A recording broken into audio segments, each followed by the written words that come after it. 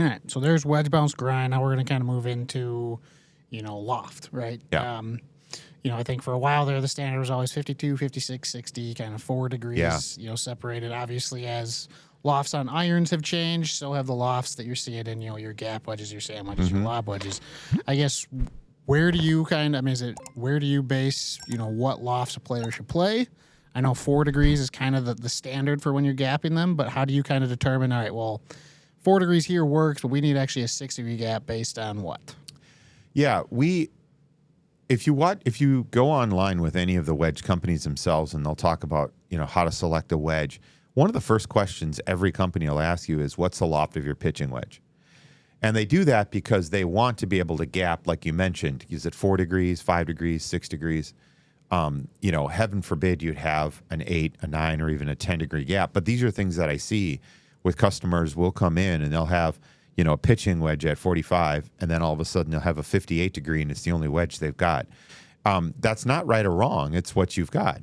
For those that know me, or when I was down to Titleist years ago, we were lucky enough doing testing and training that Bob Vokey came out and was actually doing our training and talking about bounce and talking about grind and talking about flighting and the types of clubs. So I volunteered. I got up and he said, okay, what's the pitching wedge? I have a 46. I hit 5 shots. And he says, what's next? It's a 56. That's what I played. I played a 10-degree gap. Of course, he's like, what in the world? But I hit about 5 shots. And again, the gap or spacing was like 15 yards, which is kind of what we're looking for. And then I said I play a 62, and it was another 15 yards. He's like, okay, well, so from a full swing perspective, I have 3 wedges in the bag, a pitching wedge, then 2 others. Now I've changed that up, and I hadn't changed it up until even last year. And then what I did was, by looking at the loft of the pitching wedge, where I was playing a 44 degree, now that's way too big a gap to go to a 56. So I got to put something else in, and what I did is I put in a 48.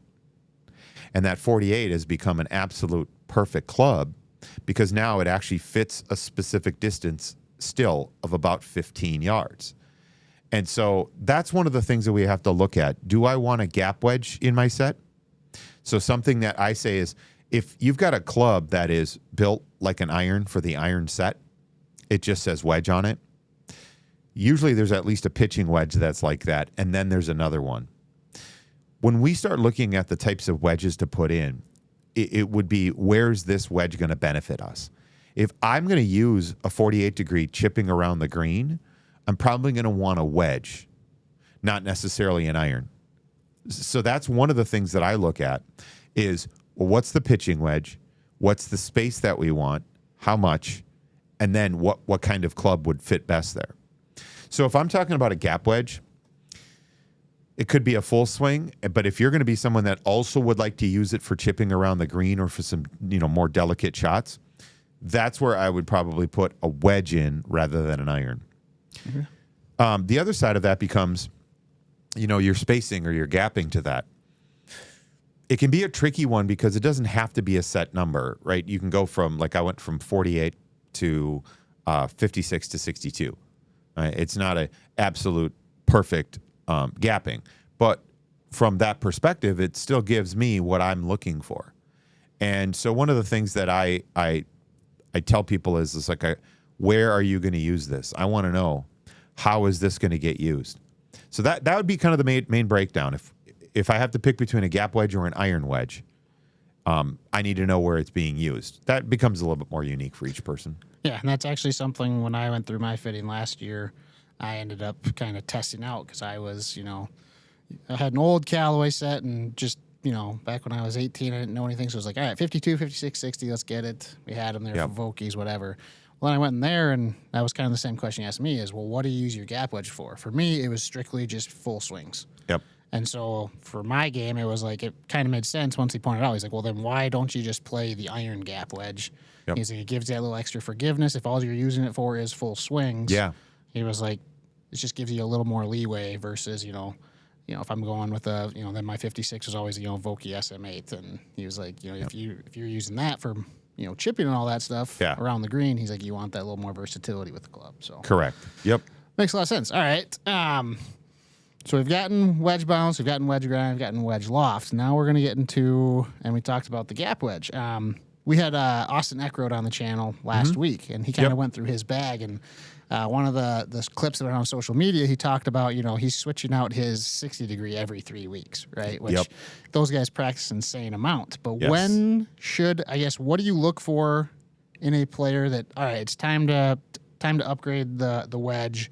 You're not getting, is it a spin number you're looking for? What do you kind of look for when it's time for them to, make that upgrade because the wedge has just been used too much? Yeah, it's a great question. I have tended to just hang on to my wedges unless there's some kid that needs some wedges and I go here. It's a lot easier for me where if I've gone through them and I've used them for at least a season, I'll try to go with a new fresh set.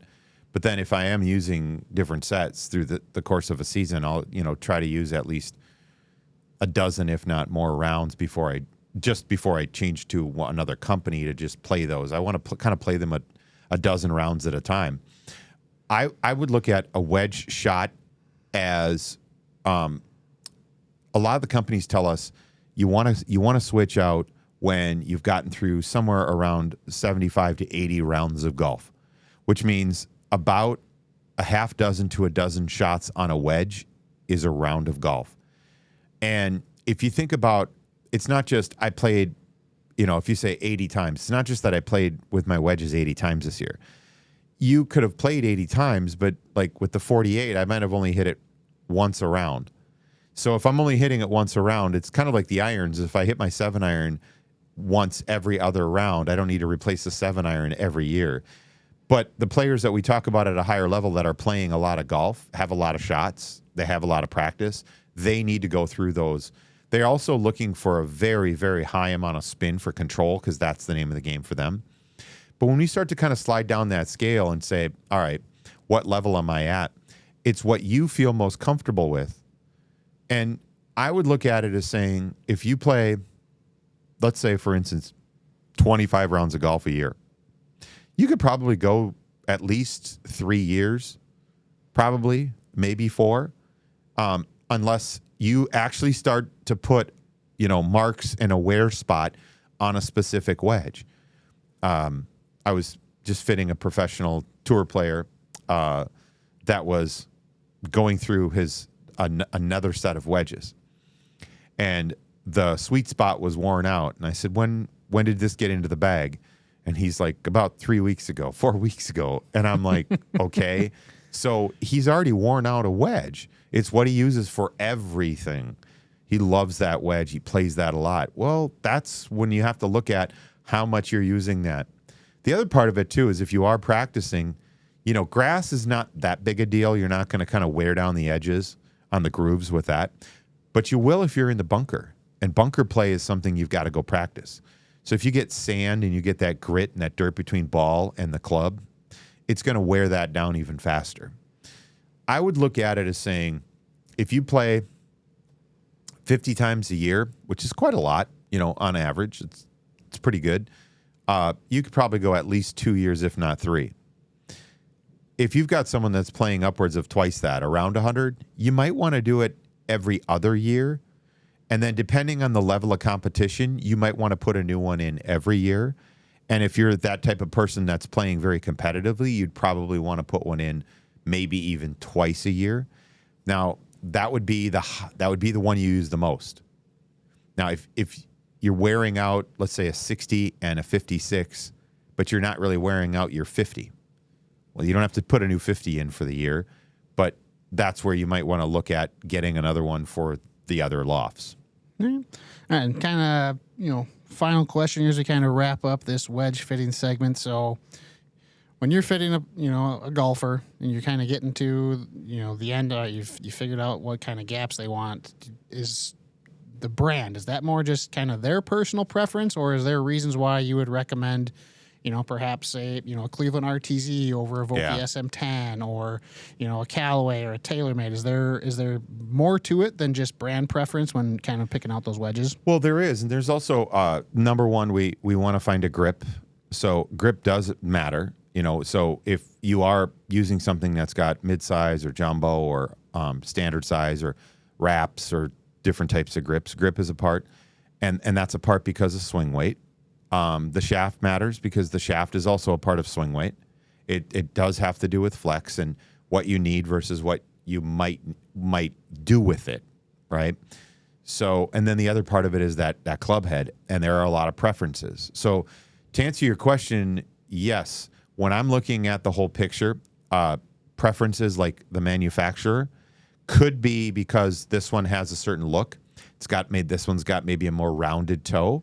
Some companies have a very flat leading edge to it or a very squared off leading edge. Some companies will even grind those different for you.